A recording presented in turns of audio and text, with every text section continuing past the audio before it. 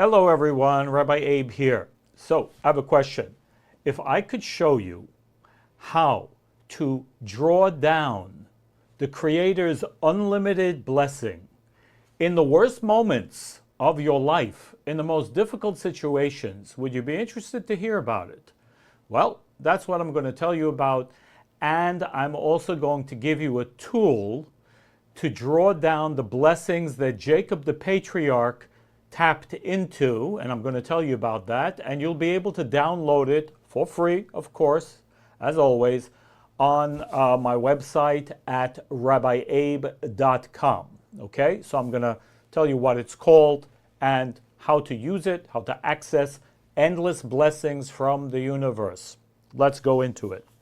So, we all reach a point, maybe several, at different moments of our life when we feel the walls are closing in. Did you ever feel that way? You feel like surrounded, you don't know what to do, you're in a terrible spot, you feel like you've exhausted every possibility, and you just don't know what to do. So what most of us do is we kind of, we stick it out, we dread it, we wallow in it, we sit in it until it becomes bearable again. And hopefully at some point, things get a bit better, they get a bit better. But things don't truly improve necessarily. And it is in these moments, according to the Kabbalah, and according to the Torah, but the Torah is a coded message which we need the Kabbalah to decodify and explain to us how we can use it in a practical way. These are the most important moments in our life. No less. Again, the most trying, difficult, impossible moments when we feel like the walls are closing in and we've gone, and that's it. That's it. We feel, that's it. The most important points in our life where we can draw down, and I say this not lightly, unlimited blessing from the Creator. Now, how do we do this? Now, the ancient Kabbalists explained that we all have different points in our life which we call nikudat hatikun. In English, that means a point of correction. This is a point of correction. And it's almost like a fork in the road where we continue to be the same, acting our natural self. We are being ourself. We're acting ourself. And again, like all of our lives have those ups and downs, ups and downs, ups and downs. Nothing is ever always good, and it's never always bad. We have bright moments and so on.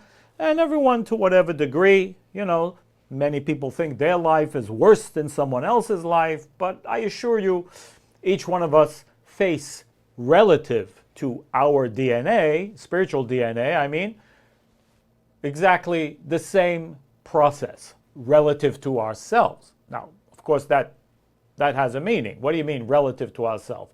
Well, each one, you ever notice how different people have different pain tolerance?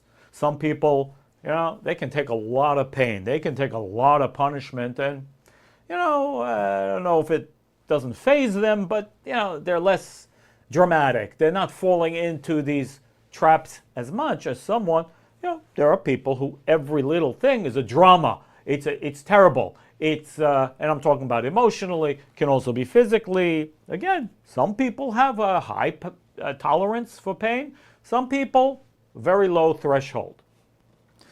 Now, it's not a judgment. It's not good or bad. It just is, because it's indicating from a perspective of karma and reincarnation that, this one has a bigger threshold. And it's usually those people, if you think about it and look around, it's usually those people who have this I would say, a bigger threshold for pain that also tend to do more. Because the discomfort of, sometimes you got to go outside of your comfort zone, the discomfort is not as unbearable as it is for someone who has a lower pain tolerance. So maybe we have a choice. I don't know if this applies to you. It's not the point of what we're saying, but it's a side note. We may want to learn how to increase that tolerance for discomfort, pain, if that's what's required, because some things, you know what they say, no pain, no gain. That's true. So I'm not saying that everything needs to be painful drama, but sometimes it does. And if you're not willing to deal with that, well, that's okay. You have to be okay with just staying where you're at, okay? Because that's the way it goes, right?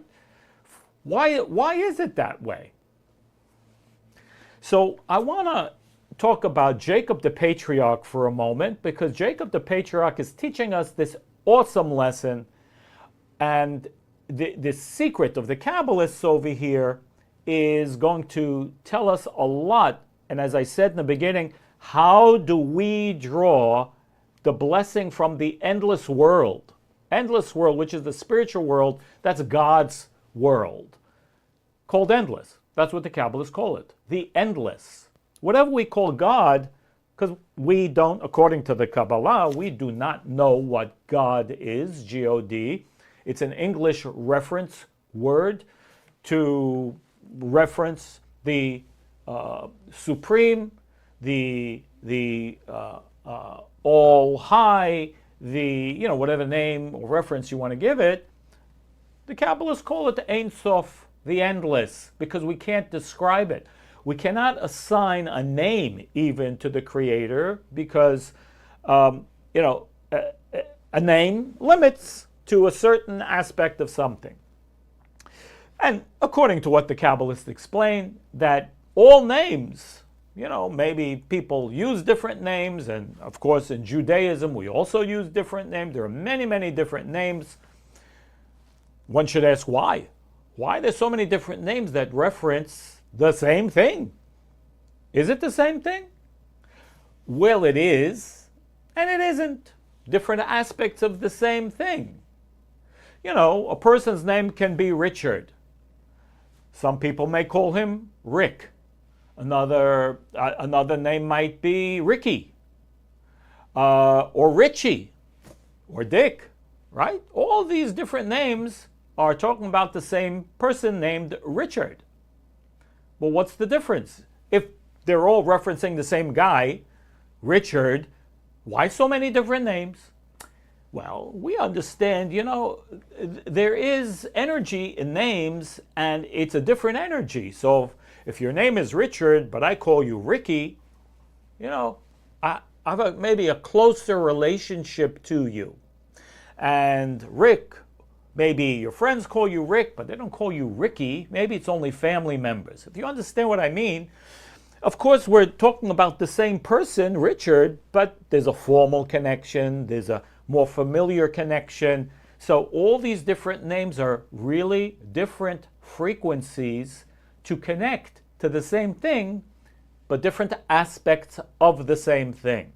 So when we talk about the names of God, we are not really discussing, that's his name and that's his name. No, they're all his name, and none of them are his name, because we cannot connect directly to the endless force of Creator. Or can we? Perhaps we can. But in general, under normal circumstances, we have names. And these names assist us. Each one is different. There's a time and a different way to use different ones. Again, on my website, we have many downloads and different things that talk about these things, and they're available to everybody. But again, it's important to understand that the essence of the Creator, we don't understand. But it is the names that refer to the light of the Creator and the Creator's beneficence in this world. That's what we have names for. But the essence of the Creator, according to the Kabbalah, we can never understand as long as we're in a physical body. How can we understand endless? We are infinite. In fact, it says even the angels cannot comprehend the endless. Okay, enough about that. What we want to know is when we've reached our limit, how do we connect to this endless blessing? And it's an interesting thing, you know. In spite of the fact that the Kabbalists explain that we cannot understand endless, however, we can tap into it on certain occasions. Now, you know, we've just created a new course which will be available soon. Sex, food, money, and relationships, that will be available on the website soon enough. You know, stay tuned. I think in the end of January it's going to be available. But I talk about that in terms of sex. I mean, can you connect to the endless world when you're having sex? Or I should say making love. We should never just have sex. We should be making love, okay? And how do you tap into that? How do you tap into that energy if you're planning to have children? How do you draw down a soul from that high place? You can draw down a soul of a righteous person. You can also, if you're not having children, you can bring down energy of souls for other people or celestial beings for yourself to support you, to support your family, because we don't always do that. If we don't know what we're doing when we're making love, well then, you know, it's potluck. Because even if there are no children, there will always be this very powerful energy being drawn down. Okay, sorry, a little tangent over here. But let's come back to the point. The point is that we want to know when we hit a wall. What does it mean hitting? Did you ever hear this expression, hitting the wall? You know, I know it's used a lot for runners. Now, you run, and I've experienced this in my little, you know, running when I run sometimes. You run, and you feel like you're going to drop already, you're out of breath, and you hit the wall. That's the expression. You hit the wall. Now, if you collect all of yourself and you collect all of your energy in that moment, and you know already what I'm going to say, right? I'm sure you do. All of a sudden, out of nowhere, you get, they call it a second wind, and all of a sudden you have all this energy, and you can go double, triple the distance that you were at when you hit your limit, when you hit the wall. All of a sudden, it's like a new world opens up. But not before you reach the end of where you were. I want to read to you something from the Bible. It's in Genesis, hang on, I'll give you the reference. Genesis chapter 28, and it's beginning in verse 10, you can read it. It's the story about Jacob after he stole the blessing from his brother Esau. They were twins, right? And,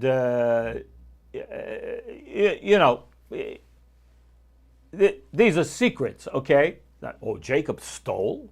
So Jacob's a bad person? No.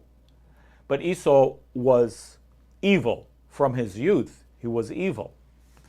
And even in the womb, Jacob foresaw what would become of the world if his brother received the blessing from his father. A longer story, but nevertheless, evil would have been permanent in the physical world. That's what it meant, okay?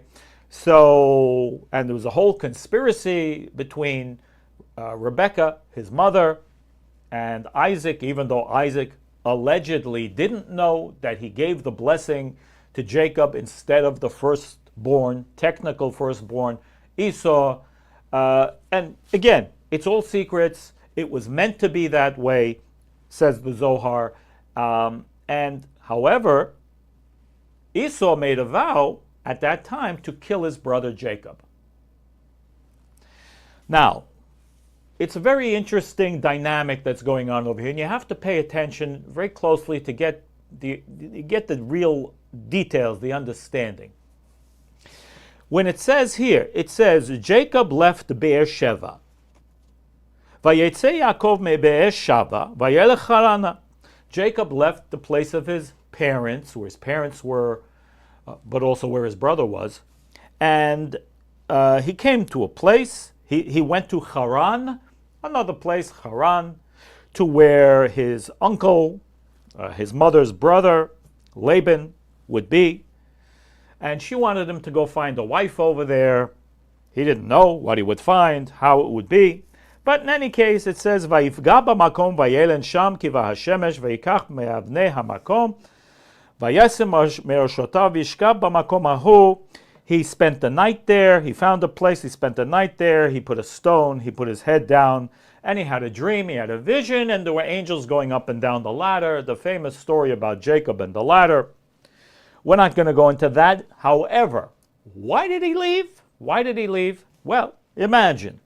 Your brother's trying to kill you. And everything was closing in on Jacob in his birthplace. Now, it's quite possible that his mother and his family, his father, could have talked his brother out of wanting to kill him, because he did want to kill him. And Rebekah was really worried for Jacob and said, you know, really, you better leave because your brother wants to kill you. I don't want you to die. So he did pack up all of his things and he left. But it is only then, after leaving, that he meets his soulmate, Rachel, at the well, and whatever the story is over there. But his entire life changed, and the birth of the 12 tribes of Israel, which is the code of the zodiac and being able to rise above nature, and how we go above our own zodiac signs and are able to go beyond our nature, or the nature that we came to this world, go beyond our map and tap into miracles. That's what he did. That was that moment of leaving Be'er Sheva and going to this place Haran, which, you know, Haran in Hebrew means anger. It's a place, it's not a positive place, but he went because he was running away from his brother. Or was he? You see, the Kabbalists explain that the consciousness of an individual is 99% of his actions. And it is only according to the desires and consciousness and thoughts of a person that you can do the same thing and receive two different types of results. Same thing, two different types of results.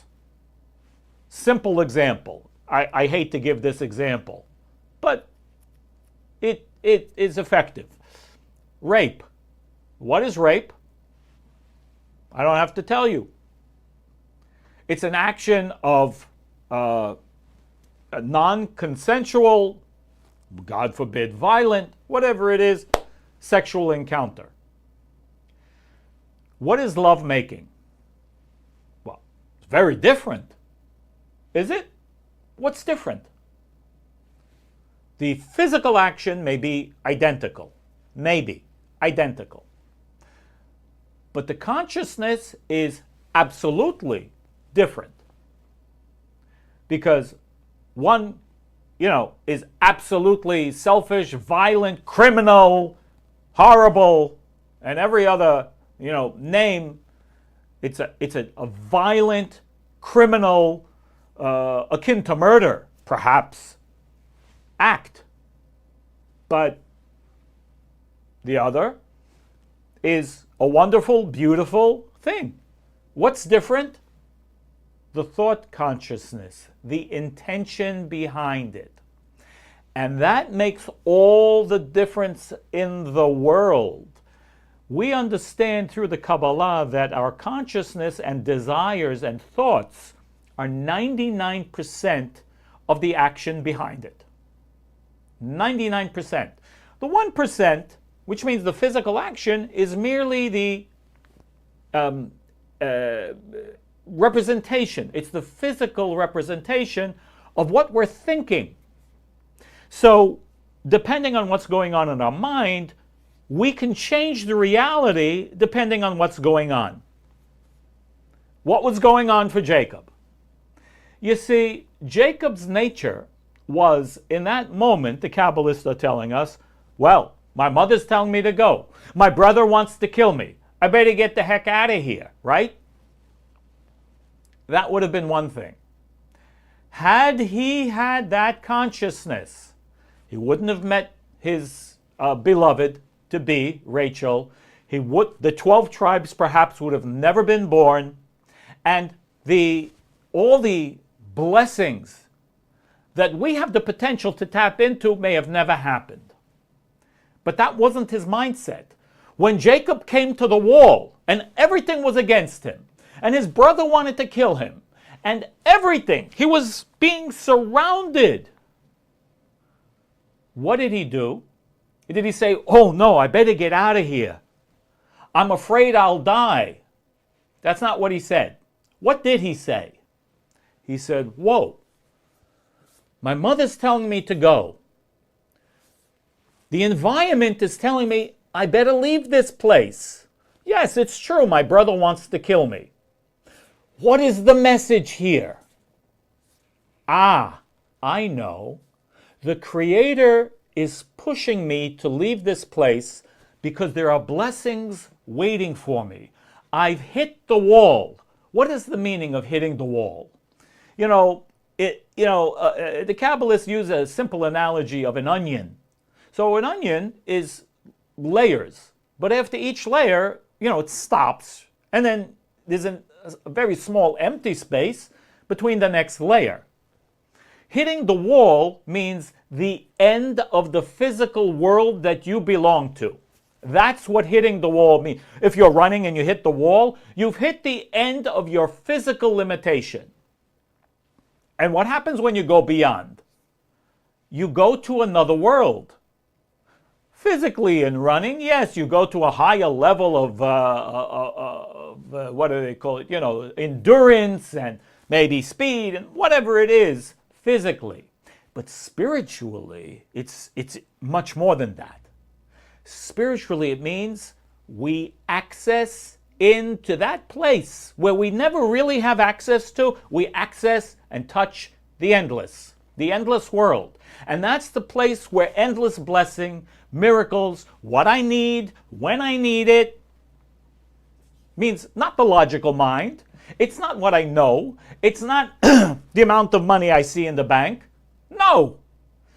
It's accessing into the unknown where all the light is and where I become infused with the energy that I need in my life. What can we call that? That's endless blessing. Because we don't know. Do we want to know? My teacher used to say, some people you tell them, don't worry. Become connected with the Creator's light. It's going to be good. And then the next question will be, well, yeah, but how? How will it be good? Sometimes that's a ridiculous question. Maybe all the time. Because if it's good, why do you need to know and limit it with your brain?